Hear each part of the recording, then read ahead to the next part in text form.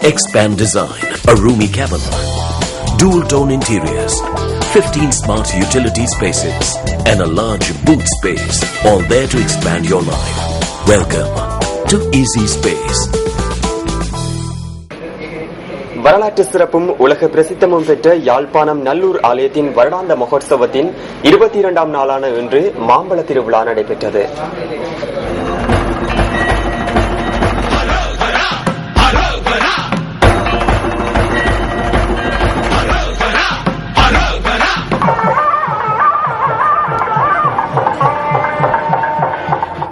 சிவபூமி என சிறப்பிக்கப்படும் ஈழநாட்டிலே சிவனுக்கு அடுத்து தமிழர்களின் கடவுளான முருகப்பெருமான் முக்கிய இடத்தை வகிக்கின்றார். முருக திருத்தலங்கள் நிறைந்த ஈழத்தின் வடபுலத்தில் யாழ்மண்ணின் நல்லை நகரில் நடுநாயகனாக கோயில் கொண்டுள்ள நல்லூர் கந்தனின் வருடாந்த மகோற்சவத்தின் 22ஆம் நாளாகிய இன்று மாம்பழ திருவிழா வெகு விமரிசையாக நடைபெற்றது.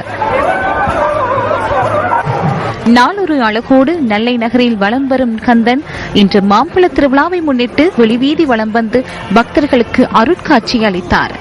சிவனுக்கு நாரதர் கொடுத்த ஞான மாம்பழத்தை முருகன், பிள்ளையார் இவர்களில் எவருக்கு கொடுப்பது என்ற குழப்பத்தை தீர்க்க உலகத்தை முதலில் சுற்றி வருபவருக்கே இந்த மாம்பழம் என்று கூறப்பட்டது. முருகன் தனது மயில் வாகனத்தில் உலகத்தை சுற்றி வர புறப்பட்ட வேளையில் பிள்ளையார் தன் தாய் தந்தையரை சுற்றி வந்து ஞானப்பழத்தை பெற்றதும் மாம்பழம் கிடைக்காத முருகன் கோபித்துக் கொண்டு பழனிமலை ஆண்டியாக சென்றார். இந்த தத்துவ வரலாற்று கதையை சித்தரிக்கும் வகையிலேயே மாம்பழ திருவிழா இடம்பெற்றது.